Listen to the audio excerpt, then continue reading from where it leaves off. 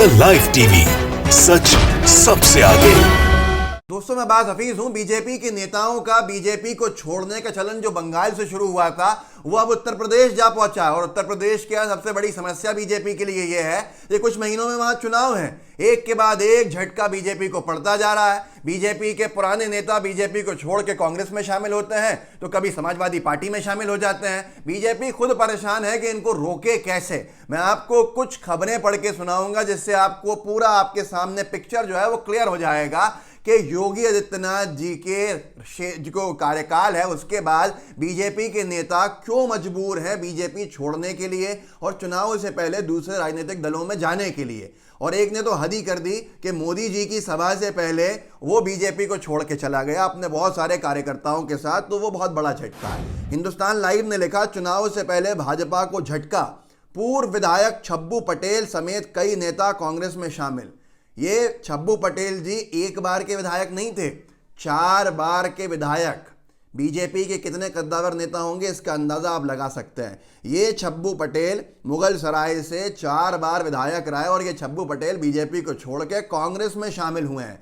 प्रियंका गांधी जी की इन्होंने तारीफ करी और अपने हजारों समर्थकों के साथ, और यहाँ तक के आम आदमी पार्टी के जो प्रदेश सचिव हैं रविंद्र मणि वर्मा, वो भी अपने दर्जनों समर्थकों के साथ, उनका शायद ये मानना रहा कि बीजेपी को फायदा पहुंचाएगी आम आदमी पार्टी उत्तर प्रदेश में चुनाव लड़ के, हमें प्रियंका गांधी जी से उम्मीदें हैं। और छब्बू पटेल ने भी प्रियंका जी ने जब जारी किया महिलाओं के लिए अलग से मैनिफेस्टो, उसकी तारीफ करते हुए कि अब लकीर खिंच चुकी है, अब यहाँ पर कुछ नहीं होने वाला है, अब तो सिर्फ प्रियंका गांधी ही दिख रही है, कांग्रेस ही दिख रही है।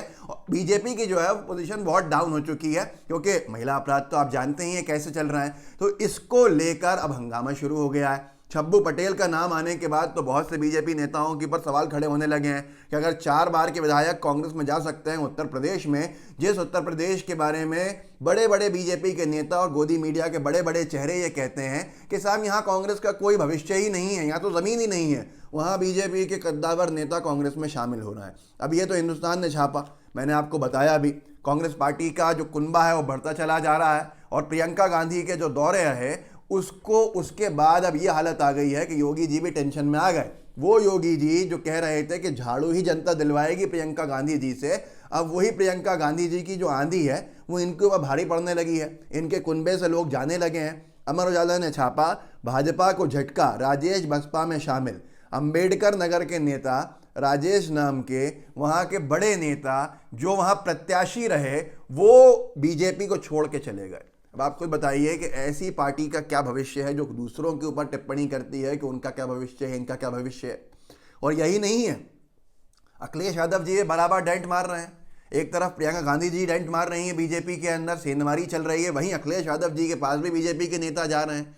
ये एक खबर है जिसमें लिखा है, ग्रेटर नोएडा, भाजपा नेता का भाई समाजवादी पार्टी में शामिल, दादा रहे दादरी नगर पालिका के पहले चेयरमैन।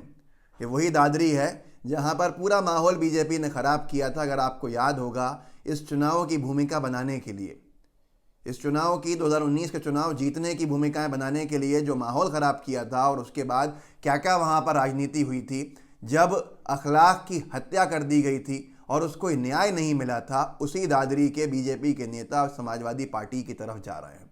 भाजपा नेता का भाई समाजवादी पार्टी में शामिल, और ऐसे कई भाजपा नेता भी शामिल हुए हैं।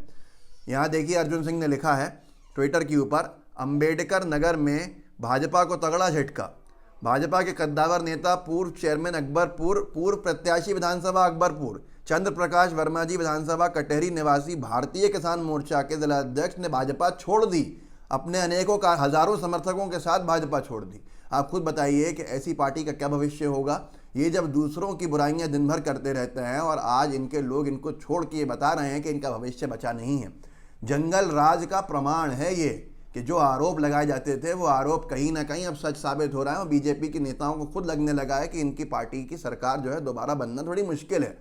एनपीटीआई एक अखबार है, उसने लिखा, भाजपा को करारा झटका, भाजपा प्रत्याशी ने अंतिम क्षण में नाम वापस ले लिया, कांग्रेस का मुकाबला बागी भाजपाई से होगा।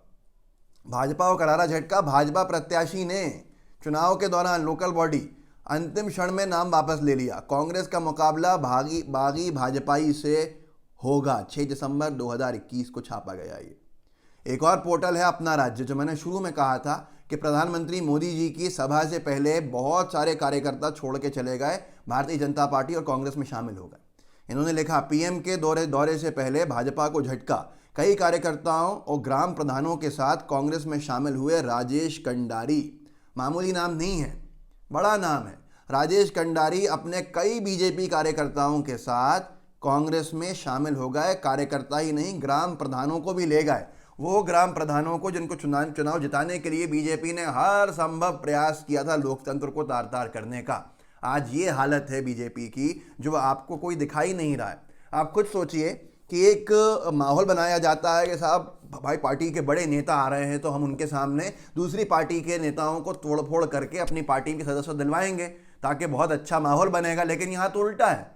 प्रधानमंत्री नरेंद्र मोदी जी आ रहे हैं और मोदी जी के दौरे से पहले भाजपा को झटका पड़ रहा है कि राजेश कंडारी कई भाजपाई कार्यकर्ताओं और कई ग्राम प्रधानों के साथ कांग्रेस में शामिल हो जाते हैं।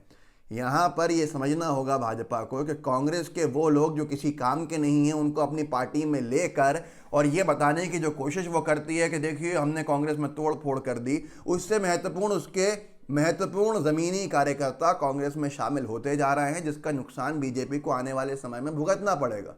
अब ये सारे के सारे हालात क्या आपको नहीं बता रहे कि बीजेपी की हालत ख़राब हो चुकी है? क्या इसके बाद भी आप यकीन करने के ऊपर तैयार हैं कि बीजेपी को कुछ नहीं हुआ है? खाली पड़ी कुर्सियां, मोदी जी की सभा में खाली पड़ी कुर्सियां, योगी जी की सभा में खाली पड़ी कुर्सियां, उत्तर प्रदेश के उप मुख्यमंत्री केशव प्रसाद मौर्य या दिनेश शर्मा जी की सभाओं में खाली पड़ी कुर्सियां और भाषणों को खाली कुर्सियां सुनते हुए क्या ये नज़ारा नहीं बता रही हैं? क्या भविष्य की गाथा नहीं लिख रही हैं? क्या इतिहास के पन्नों के अंदर दर्ज होती हुई योगी सरकार को नहीं देख रही हैं? तो ये आपको खुद समझना होगा, ये आपको खुद तय करना होगा। इन्हीं सब कारणों से ईवीएम पे सवाल खड़े होते हैं। सवाल इसलिए खड़े होते हैं कि जब ज़मीन पे इनका कुछ नहीं है, ज़मीन पे इनके जनता छोड़िए कार्यकर्ता साथ छोड़ रहे हैं, तो क्या हालात हो गए हैं आज उत्तर प्रदेश के अंदर, उत्तराखंड में, यहाँ तक कि मुझे तो किसी ने कहा गुजरात में भी ऐसे हालात हैं। तो आप खुद सोचिए कि इसके बावजूद भी ये कैसे दावा करते हैं कि हम इतनी सारी सीट्स जीतेंगे। तो ये एक बड़ा सवाल है अपने आप में। लेकिन आने वाले समय में महत्वपूर्ण ये भी है कि उत्तर प्रदेश के अंदर 50 सालों से, जहाँ तक मेरा अंदाज़ा है, कोई भी सरकार दोबारा रिपीट नहीं हुई है, कोई भी सत्ताधारी दल दोबारा वापस नहीं आया है एक अगले चुनाव के अंदर। तो ये बहुत सारे सवाल खड़े हो रहे हैं। हिंदू मुसलमान के नाम पर राजनीति करना शायद अब बीजेपी को बंद करना चाहिए। आपसी मोहब्बत को बढ़ाने की राजनीति करनी चाहिए। आपने ये वीडियो देखा, इस वीडियो को आप अपने तक मत रखिएगा, आगे बढ़ाइएगा, लोगों को जागरूक कीजिए, लोगों को बताइए कि क्या बड़े बड़े दावों की हकीकत है बीजेपी के उत्तर प्रदेश में कि उनके कार्यकर्ता, उनके नेता और 4-4 बार के विधायक कांग्रेस में शामिल होते हुए दिख रहे हैं। वो कांग्रेस जिसके बारे में वो कहते हैं कि साहब इनका कोई भविष्य नहीं है। साथ में लाइव टीवी को सब्सक्राइब भी कीजिए, बेल आइकन भी दबाइए। जय हिंद, जय भारत। द लाइव टीवी, सच सबसे आगे।